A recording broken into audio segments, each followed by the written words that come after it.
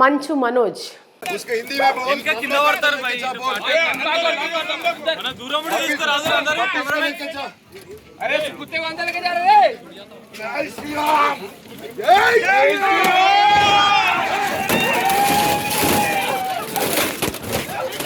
మూడు రోజుల నుండి మంచు కుటుంబంలో నటుడు మోహన్ బాబు ఆయన రెండో కుమారుడు మంచు మనోజ్ మధ్య వివాదాలు చోటు చేసుకుంటున్న సంఘటనలు చూస్తూనే ఉన్నాం. నిన్ను ఎలా పెంచానురా నేను?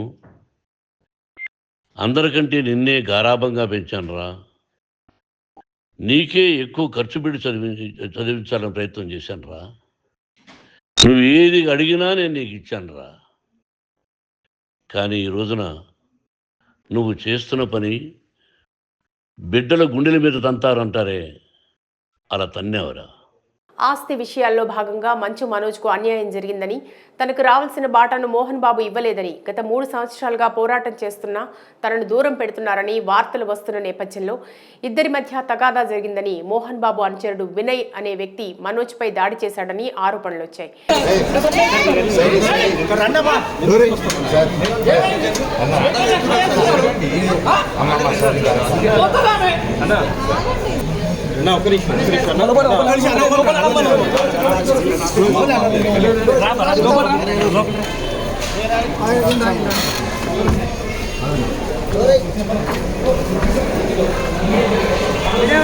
దీంతో మొన్న ఆదివారం సాయంత్రం దాడి చేసిన గాయాలతో మంచు మనోజ్ తన భార్య మౌనిక వెంట ఆసుపత్రికి రావడంతో ఆయనపై దాడి చేసిన విషయాలు తేటతెల్లమయ్యాయి.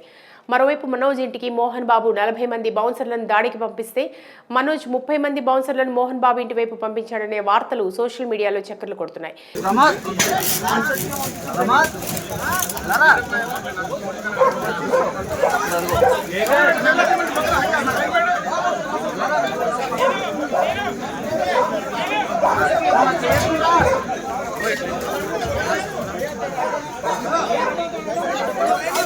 ఇక ఇంతటితో ఆగకుండా ఏకంగా మనోజ్ పహాడీ షరీఫ్ పోలీస్ స్టేషన్లో మోహన్ బాబు మనుషులు కొంతమంది గుర్తు తెలియని వాళ్లు తనపై భార్యపై దాడి చేశారని, బెదిరింపులకు పాల్పడ్డారని, తనకు న్యాయం చేయాలి అంటూ ఫిర్యాదు నమోదు చేశాడు.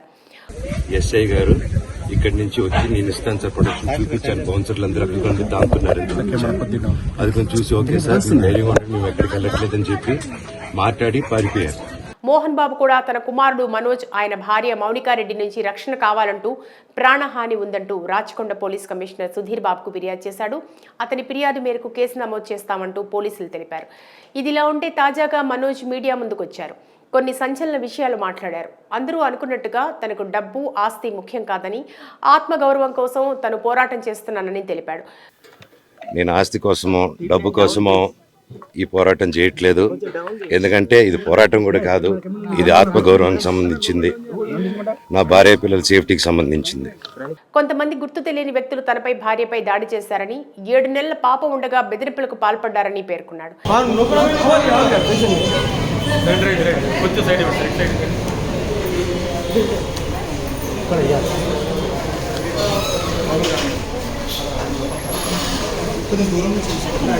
తనపై డైరెక్ట్గా వచ్చి మాట్లాడినా బాగుండేదని, కానీ భార్య, కూతురు జోలికి వెళ్లి ఇబ్బంది పెట్టారని తెలిపారు.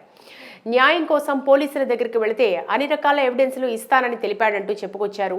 అలాగే తన ఇంటి వైపు వచ్చిన బౌన్సర్లను పోలీసులు కూడా చూపించారని పేర్కొనగా, తన మనుషులను బయటికి పంపించి పోలీసులు మాత్రం మోహన్ బాబు వైపే సపోర్ట్ చేస్తున్నారని, ఆ అధికారం డిపార్ట్మెంట్కి ఎవరిచ్చారని ప్రశ్నించారు. ఇప్పుడు కానిస్టేబుల్స్ వచ్చి అందరూ నా మనుషులందరినీ భయపించి ఇప్పుడు వాళ్ళ పేర్లు తీసుకుని బెదరగొట్టి మా మనుషులను పంపించేసి వేరే బాడీ గార్డ్ లోపల పంపించున్నారు సార్. ఏం జరిగిందండి అసలు? గొడవలు ఎందుకు జరిగాయి? మిమ్మల్ని ఎందుకు ఎందుకు వన్ సైడ్ తీసుకుంటున్నారు? కంప్లైంట్ తీసుకున్న తర్వాత వాళ్ళకి ఏ అధికారం ఉంది? నా ప్రొటెక్ట్ చేసే మనుషులు పంపించేదానికి అధికారం ఉంది. ఇక న్యాయం కోసం పోరాడతానని, న్యాయం కోసం ప్రపంచంలో ఉన్న వారందరినీ కలుస్తానంటూ బయలుదేరుతున్నానని మనోజ్ పేర్కొన్నారు. ఇప్పుడు మనోజ్ చేసిన వ్యాఖ్యలతో వీరి కుటుంబ సమస్య తీవ్ర చర్చనీయాంశమైందని పలువురు అభిప్రాయపడుతున్నారు.